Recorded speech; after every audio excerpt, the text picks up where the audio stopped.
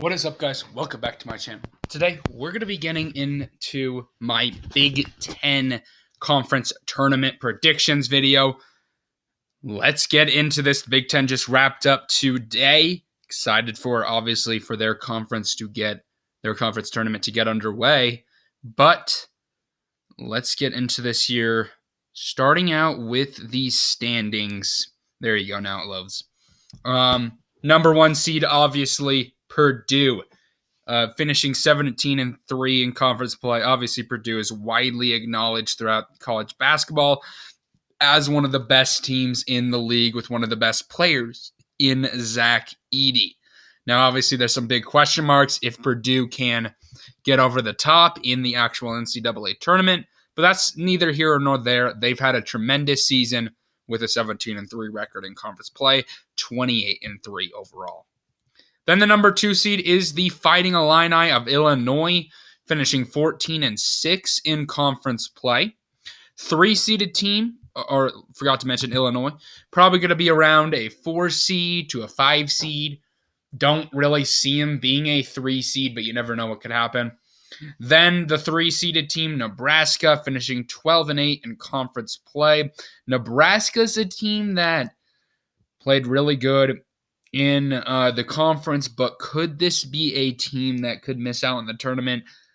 I'm not so sure about that. They're a very solid team, but, played great in non-conference play. I do think this team probably, no matter what happens, will make it. But yeah, I forgot to mention, but yeah, Nebraska down. You got the top two teams in Purdue and Illinois, but it just becomes a lot of chaos ever since here. But then we get to the 4-seed Northwestern, very similar to Nebraska. I expect them to make it no matter what happens here, especially since if they would lose to probably a decent team. But yeah, Northwestern, 12-8 in conference play. 5-seeded Wisconsin, 11-9 in conference play. Wisconsin, been a team that's been very inconsistent as of late, but, was ranked in the top 16 when it first came. The first top 16 bracket reveal, they were a 4 seed in that. We'll see where they end up right now. They could end up, they've had a rough stretch ever since then, so I do think they'll probably end up as like a 6 or a 7 seed, obviously depending what happens in this tournament. But then we get to the 6-seed Indiana, finishing 10-10 in conference play. Indiana is on a 4-game winning streak, kind of righting the ship right now. But I haven't seen this team in the bracketologies in a while. They did just beat Michigan State today, huge win. Maybe if they could beat Nebraska, I would say that had to beat at least Illinois as well. But probably their best bet is to win this entire tournament. Then 7-seed is Iowa, also finishing 10-10. Another team right on the bubble right now. They did lose today to Illinois, so that would push them down in Joe Lunardi's bracketology. He does not have them on there, actually. So they're probably in the next 4 out. So probably would have to at least win against Ohio State and Illinois to be, in this mix, but we'll see what happens. Also, 10-10, we have 8-seeded Michigan State. You can see kind of how big that loss was falling down here. Michigan State is now a team that's got to be a little bit nervous getting on this bubble. I think they are probably safely in this tournament. A win against Minnesota, I think, would probably guarantee that, but you never know what could happen. And then 9-seeded Minnesota finishing 9-11 in conference play, tied up with 10-seed Ohio State, also finishing 9-11 in conference play. Both of those teams, kind of very similar to Indiana. They would have to go on a run in this tournament. Ohio State is a team very similar as well to Indiana, who has won 4 straight. Kind of had a rough start to conference play, but have figured things out a bit. All right, and then we get to 11-seeded Penn State, also finishing 9-9. So you can see, man, this conference from number 3 down to 11, there's a lot of tiebreakers here, a lot of things that could go differently. Penn State is just 1 win away from jumping Ohio State and Minnesota, and all tied up with Indiana, Iowa, and Michigan State. So that's how tight it is. Penn State finishes 9-11 in conference play. But yeah, Penn State's a decent team. And then we get to 12-seeded Maryland, finishing 7-13 in conference play, tied up with 13-seed Rutgers. Very similar to all these other teams. They're going to have to go on a run. And then 14-seed Michigan, who's had a very disappointing season without Hunter Dickinson, obviously, after he joins the Jayhawks. They finished 3-17 in conference play. All right, but that is the standings. Let's get into our predictions now. And that's going to start out with the games on Wednesday. Rutgers taking on Maryland here. A 5-16 team, and obviously 5-16 team. Interesting matchup. Both these are on a 3-game losing skid. We take a look here. Rutgers did beat Maryland by 3 on the 6th. But then Maryland beat Rutgers by 17 on the 25th of both those games in February. So both road teams won there. Honestly, this is just a toss-up. I do like Maryland a little bit more. I think they have a little bit more talent than a team like Rutgers. I think they're a better program. But like I said, man, I don't even know where to begin with that one. It's basically you can flip a coin. All right, and then we got the next matchup between Michigan and Penn State. Michigan's obviously had a very frustrating season. You look at the 7th of January, Penn State did beat Michigan. And I believe that was their only matchup. Yeah, their only matchup they played. So they played one game. Michigan has talent, so you can't count them out. But I just don't see this happening. Them beating Penn State, who's a decent program. Michigan hasn't proven, besides their win against Wisconsin. Other than that, it's not been a good year for Michigan at all. So give me Penn State, the 11th seed, to move on. So we do have the higher seeds both moving on there. But then next to the Thursday games, we get to some bigger matchups, obviously. Michigan State taking on Minnesota. Big game for Michigan State. I think if they win this, they're locked up. But Minnesota's a decent team, so keep an eye out for this one. On the 18th of January, Michigan State won by 10. Then on the 6th of February, Minnesota won by 3. But I do have Tom Izzo's squad pulling off the win. I do believe this Minnesota team is much improved than they usually are, so I do have respect for that. But, man, Michigan State's just a better team, better talent overall. I mean, there was a reason why this team was one of the top seeds coming into the year. It obviously has been a little bit of a frustrating season, but I still believe in them. So give me Michigan State to beat Minnesota. Then Wisconsin taking on Maryland, 5 versus a 12 seed. Maybe an upset territory. Not a believer in Wisconsin at this point. They beat Maryland on the 20th, just by 4. Keep in mind that game was being played in Wisconsin, and that was their only matchup. Why not have some fun and go with an upset pick here? Give me Maryland to pull off the win over Wisconsin. Really like Maryland as a team. I do believe they can pull off this upset. So give me Maryland here. Wisconsin, I'm just not a believer in at this point. They've just clearly, ever since really that game versus Nebraska that they lost in overtime to start February, it's just been rough sledding, honestly, for this team.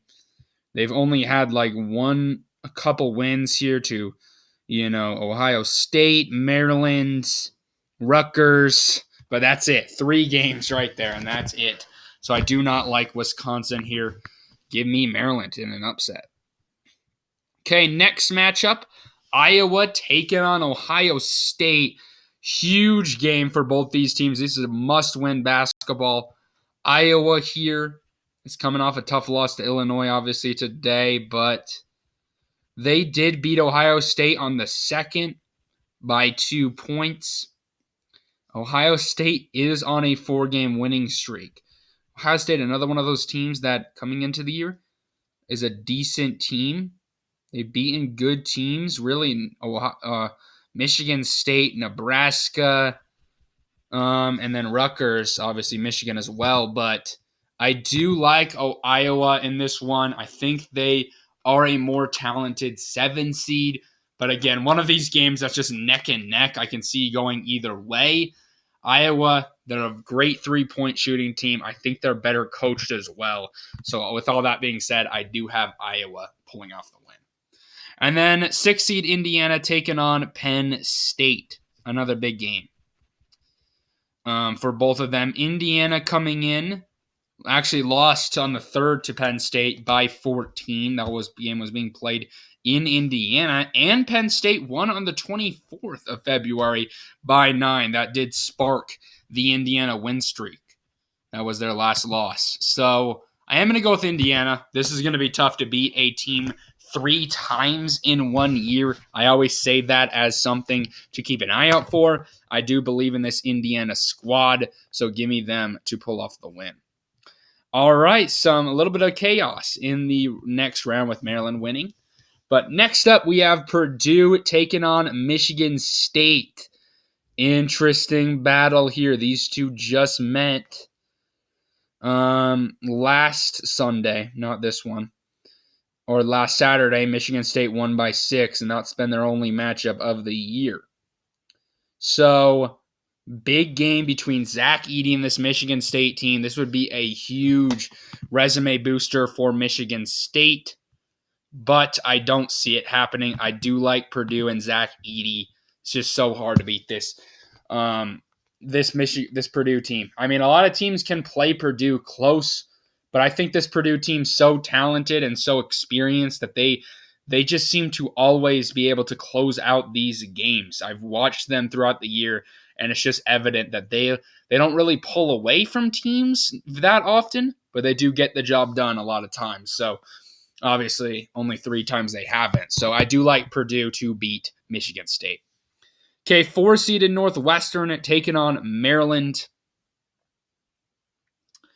Northwestern on the 7th of January beat... no, that's the wrong one, sorry. On the 17th of January, Northwestern beat Maryland by 3. Close battle.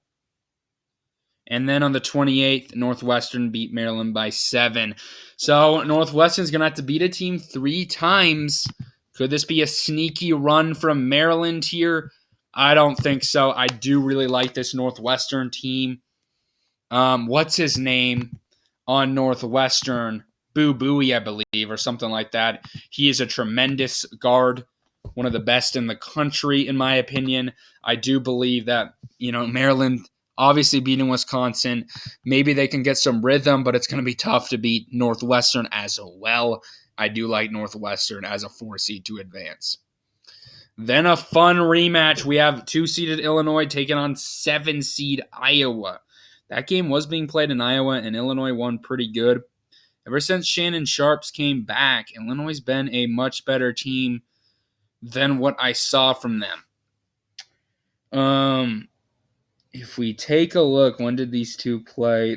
They played on the 24th of January, and Illinois won by 10. So Illinois going to try and beat Iowa 3 times. Again, like I said, that's difficult to do. But 2-seeded Illinois, I like them in that matchup. I do think that would eliminate Iowa from any NCAA tournament hopes.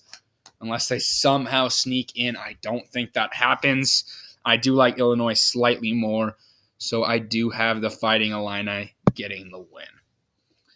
Finally, we have 3-seeded Nebraska taking on 6-seeded Indiana, and it brings warm feelings to my heart that Nebraska is finally having a good pro year in the Big Ten. We look at the first game in Nebraska's in the Big Ten play. Nebraska beat Indiana by 16. That game was being played in Nebraska.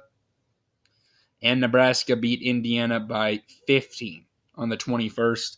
As much as I like Nebraska, I am going to go with 6-seeded Indiana to beat Nebraska and move on. Indiana's a red-hot team right now. So is Nebraska. But I just have a feeling that this Indiana team, well-coached team, good basketball program. They obviously were a 4-seed last year in the NCAA tournament.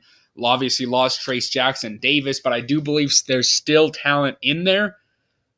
And this is honestly just a gut feeling pick that Indiana's going to pull off the win. So give me Indiana as a 6-seed going with the upset.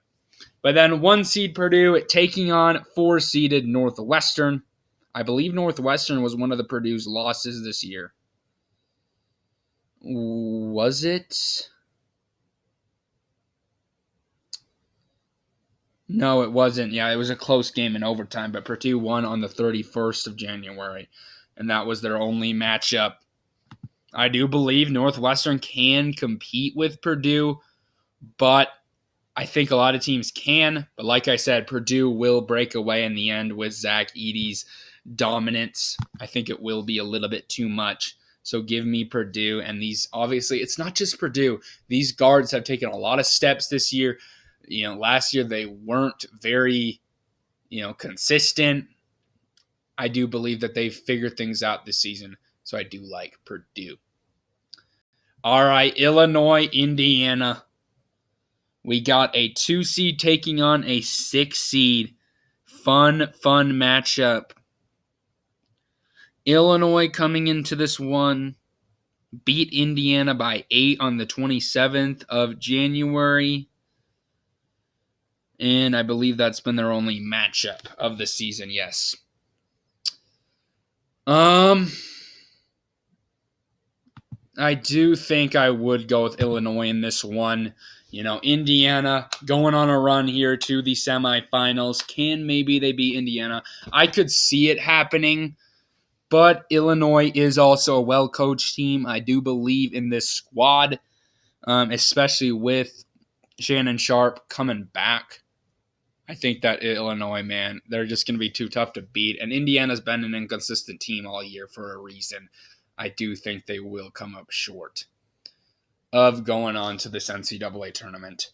So we do have the top 2 seeds, Purdue and Illinois. And obviously, all these matchups have been close. Purdue won by 5 against Illinois on the 5th. And Purdue won on the 5th of January. And Purdue won by 6 on the road against Illinois on the 5th of March. So Purdue is going to have to beat Illinois 2 times in 1 year. That's where I say no siree, and then Purdue will lose the Big Ten championship. Give me Illinois. Why not go with some fun here? Obviously, Purdue is the best team in the conference. It's going to be very difficult for Illinois to win, but I do think Illinois makes adjustments here and comes up with an upset over Matt Painter's squad, which honestly may be for the best for Purdue as they get that loss to kind of build on. Hopefully they don't go on a losing streak and lose in the first round. All right. Anyway, guys, thank you all for watching this video today. Hopefully y'all enjoyed the content. Comment down below your Big Ten tournament predictions. Anyway, guys,